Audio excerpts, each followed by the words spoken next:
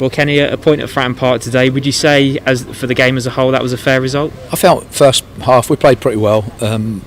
Obviously, got a really good first goal. Worked their keeper very well and very hard, and had good chances and opportunities. And obviously we're disappointed with the goal that we conceded as a mistake rather than something that they've done. So pleasing first half performance anyway. Should have been ahead but weren't. But then as we went in the second half, I thought we lost our way a little bit. Sort of quite a big moment was a Harvey White one on 60 minutes. For which he felt he got pulled down. Obviously, we respect the referee's decision. And from there, and then from 75 minutes on, it was Gillingham, particularly when Akindi came on. Physically he gave us some problems down the left side of our defence. Jordan Graham put some good balls in, and it evened the balance of the game up. We want to be at home, the side that are finishing strong with a fresh energy, and being able to come through that. Unfortunately, it didn't work that way. But similarly, we're fourth in the league, and it's not a bad position to be in, and we move on to Tuesday. For the goal that you conceded, do you just put that down to an individual error? Yeah, Lee's a very experienced player, doesn't make many of those. The centre forwards read it in terms of chesting it down and nipped in, but the first half performance was a good performance. I was pleased with that, and we did create a lot of chances. We worked their goalkeeper, which was a good thing. But as the second half went on, to be fair, we fell away and couldn't quite get our game going. Couldn't quite get down the sides of them. Didn't have those moments really, to be honest with you, of clear-cut chances that we had in the first. Yeah, what could you have done differently in that second half to give yourself more of a chance to find a winner? Yeah, it's tough for us to get our foot on the ball, particularly to get it wide to let's say harness white and brown combinations. With the left foot down that side. White had a really good shot early in the first half where the keeper made an excellent save, and obviously it was a big moment on around about an hour where. Potentially got pulled down, but we accept the decision. But then after that, and from 75 minutes on, it was them, and we battled it out for a point. The keeper made a good save as well. Callum Johnson dropped out of the squad today due to a calf injury. Just talk us through that one. Yeah, he felt his calf in the latter stages of the Oxford game on Tuesday, and he'll miss maybe 2 to 3 weeks, similar to James Bolton, who has just twisted his ankle ligament. So both of those out. Anyway, so it's an opportunity for Haji Minoga. He has a lot of potential. It's hard though to come in when you haven't been playing. There isn't any 23s football at the moment to be able to play in, and that's nobody's fault. It's just a COVID situation, at our club, and with the circumstances that he was under there, I was very pleased with him. Yeah, and when he came off at the end, was that just to save him from getting a second yellow, or did he have a little knock? Or yeah, maybe. I think he perhaps had, and the experience of Jack on the far post, could help us in that situation. He did come through Jack and come into an inside right position, and possibly earned a corner there with that shot. It was given for a goal kick, but we understand that. But for Haji anyway, he has to look positively on today. It's difficult to come right from nowhere, and for all of the training that you do, mentally it can be a big thing at 18. So I am pleased with him. I do think he's got a really good future. Finally, a word on Alex Bass, who joined Southend on loan, but he came off at half time during their game today. Have you had a chance to find out why that was? No, I haven't, and my physio just told me that was the case, but we'll find out and get a little bit more detail. Hopefully he's okay. I will phone him later. Yeah.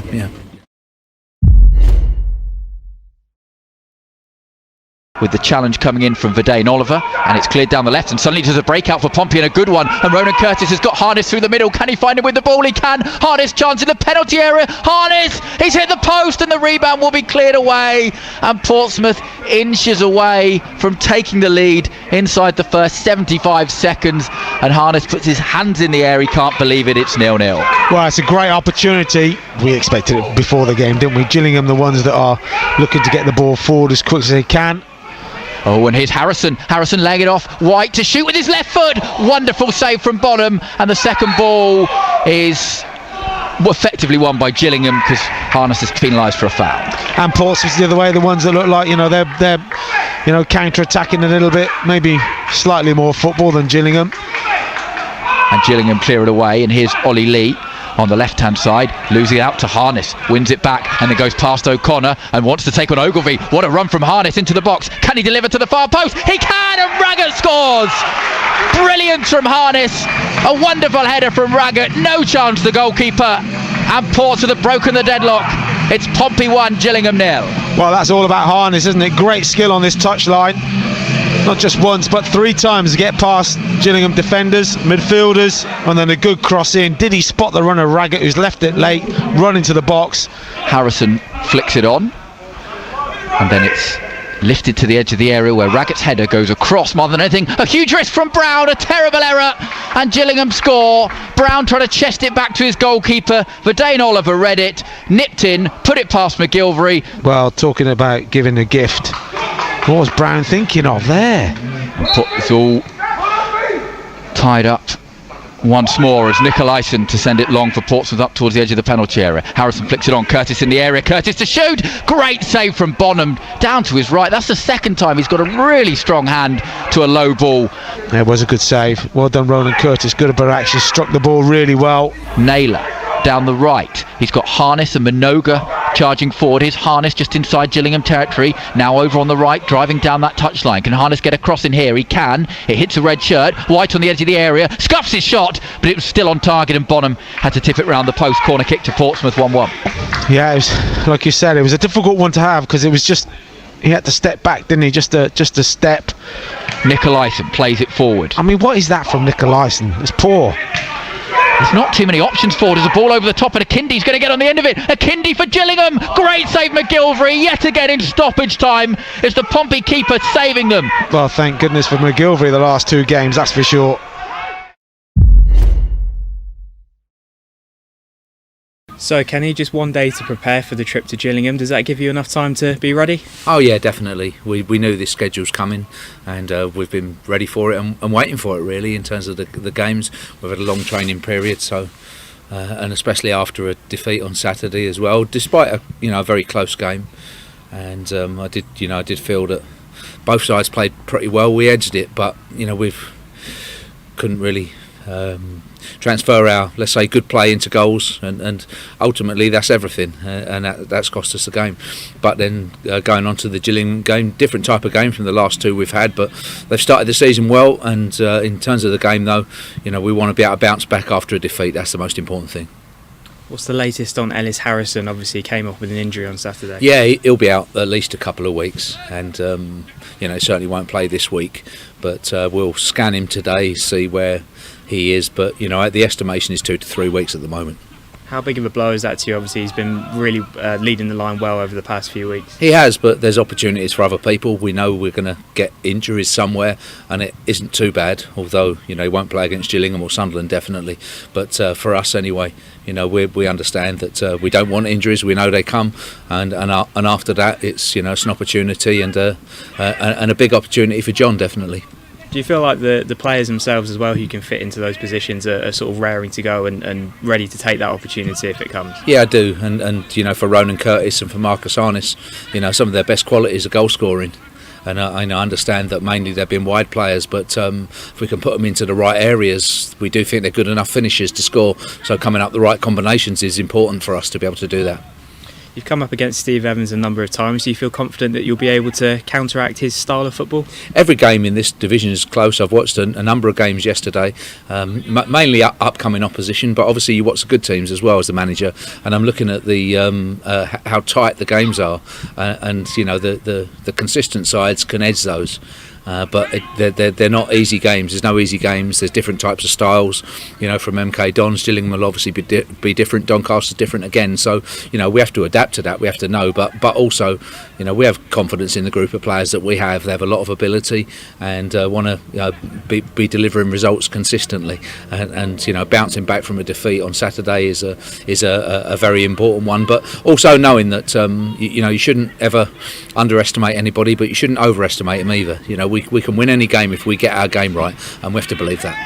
You mentioned how tight the games are. Gillingham last time out lost to MK Dons. Can you read too much into that? Well, with the MK Dons performance last week, everybody could tell that You know, they played well against Ipswich in a draw. They played well against ourselves in a loss or whatever. You know, you don't necessarily want to be playing MK Dons next, and that was where it was. But it does show you where the division is right at the moment.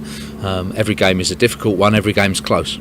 Yeah, and it doesn't come much more difficult than Gillingham. They've been almost a bit of a bogey side for you over the past few seasons. Does that sort of creep into the back of your mind at all? I know you're not one for omens, but not necessarily. No, I do think that if you keep persevering, then you do one. You know, if it's more the other way, that I'd think that, you know, if you keep winning, do you? You know, sometimes is there a loss coming? So, you know, for us anyway, you know, I understand they've been difficult games. Every game is difficult, and if we haven't won, it's about time we did, and I'm sure we can. Many thanks, Kenny. Cheers, Ollie. Well done. Kenny, a solid win on the road. What pleased you most about tonight's performance? Yeah, I thought it was a really good performance going forward, and we got a couple of good goals, but possibly should have had more. And we were always looking for that third one to kill the game off. But similarly, then, you know, defensively, we were solid as well. With, you know, Gillingham always put a lot of pressure on you, and throw a lot of bodies forwards and big players as well. So we did limit them and work really hard for our clean sheets. You know, similarly then when they do push onto you like that, you have to retain a threat on the break and you know, always be able to score more goals. And I did think that we did have that threat tonight. John Marquis opened the scoring. Do you always feel like he's going to hit the back of the net when he gets the ball at his feet? Yeah, we want to get to that stage. He's a really committed player. He's a fantastic attitude. His work rate, his running is terrific for the team. But like all centre forwards, there's goals that give them confidence, and also assists. But you know, for John anyway, he'll be lifted by that goal. It's a key one. Obviously, a first one in a game is a key one. So you know, performance-wise though, he's worked hard, really hard again. And as I say, you know, the goal will give him a lot of confidence, I'm sure, going forward. And a first goal for the Blues for Michael Jacobs tonight as well. Is that a sign that he's fully up to the pace after not quite having the same pre-season that everyone else has?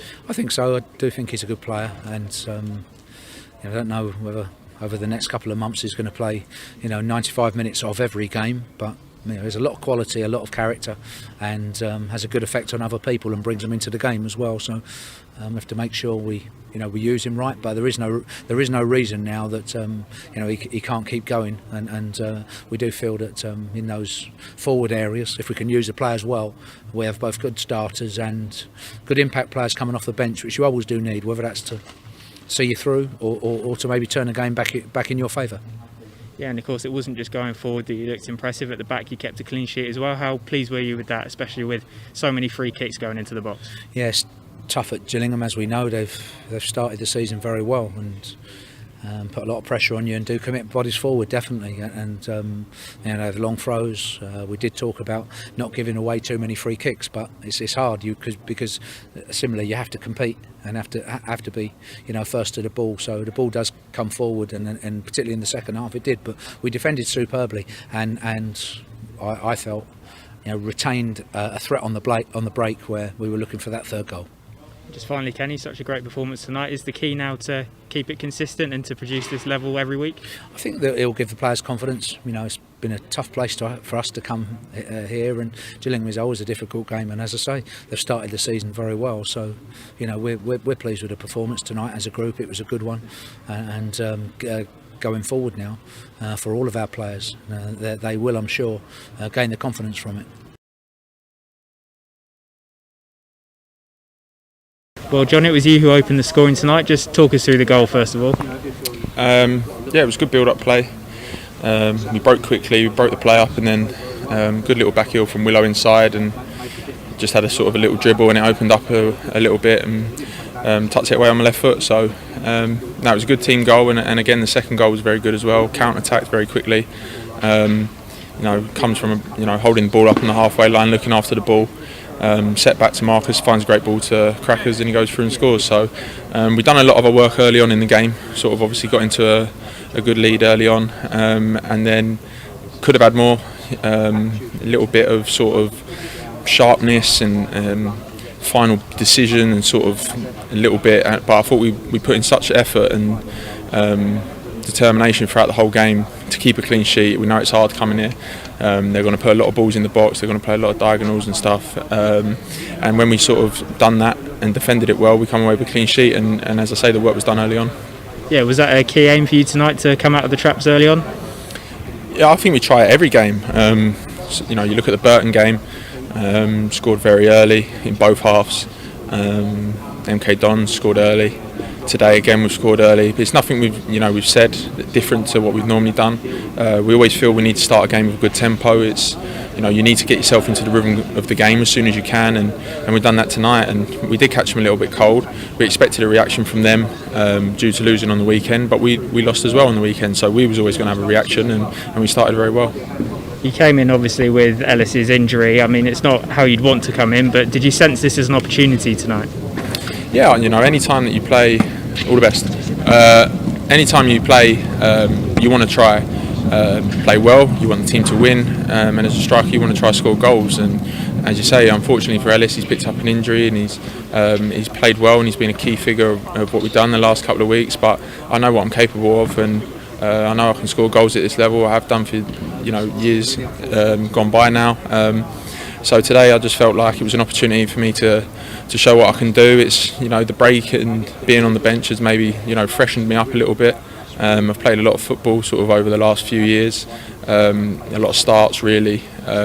Sort of my 3 years at Donny, and last season there was quite a lot of starts in there, and maybe with the extended season due to the playoffs and not much time off, it's given me a chance to sort of have a bit of a sort of rest and be available for the bench, and just for me to sharpen up a few things in training and in the gym. And I've come back in, last 2 starts I've scored 2 goals, and I hope that can continue. And as a goal scorer, looking at that first goal tonight, is that what you enjoyed the most, getting the ball at your feet? Yeah, obviously I feel like that's where I'm at my best, when the ball's into my feet. I can obviously do the other side where you got to be able to hold the ball up. As if I didn't probably hold the ball up on the halfway line to set Marcus, then the chance wouldn't have come for Crackers to score. So you've got to do that side of the game as well to help the team, and it's something I can work on, definitely that.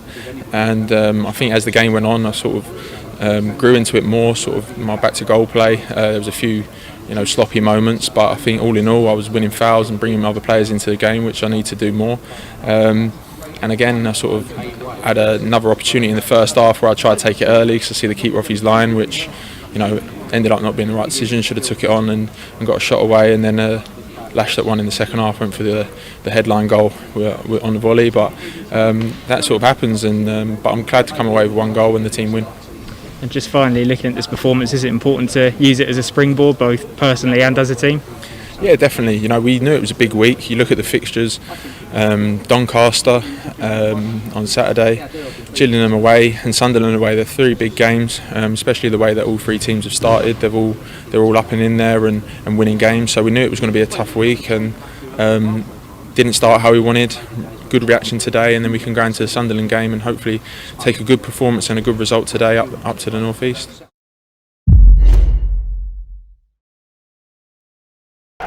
Portsmouth 0-0 here at Gillingham in the League One, live on BBC Radio Solent Sport. It's far more interesting when you can hear the coaches and the managers on the sideline, and the players from that point of view.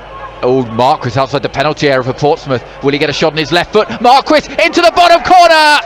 John Marquis recalled to the team and finding the back of the net. Portsmouth with their first shot on target find the goal. Marquis wrong-footing Bonham, and not quite making the championship. Ball into Pompey's penalty area. Gillingham win the flick on, but Raggett gets to the second ball and clears away up towards halfway, and Marquis helps it on to Harness, and Harness plays it to Jacobs, and Jacobs has only got 1 defender to beat, breaking into the area. Jacobs, can he get the shot away? Jacobs, he can, and he'll score his first Portsmouth goal. Pompey 2 up inside 16 minutes. It looked like Jacobs had overrun it. He was falling to the ground.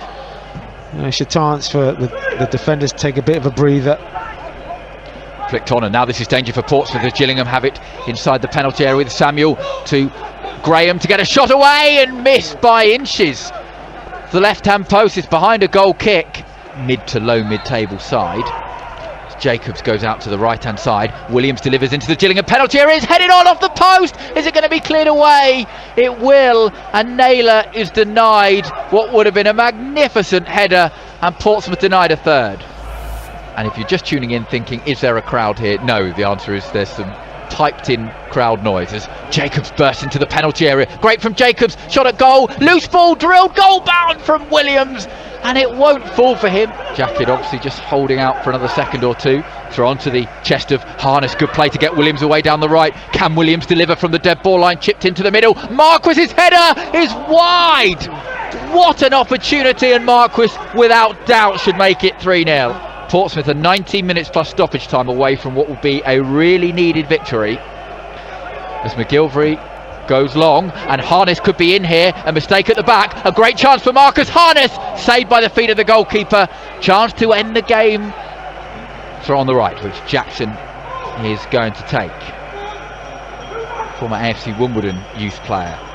Shot across from Graham is flicked on by Ragged, and then a great save by McGilvery and scrambled away.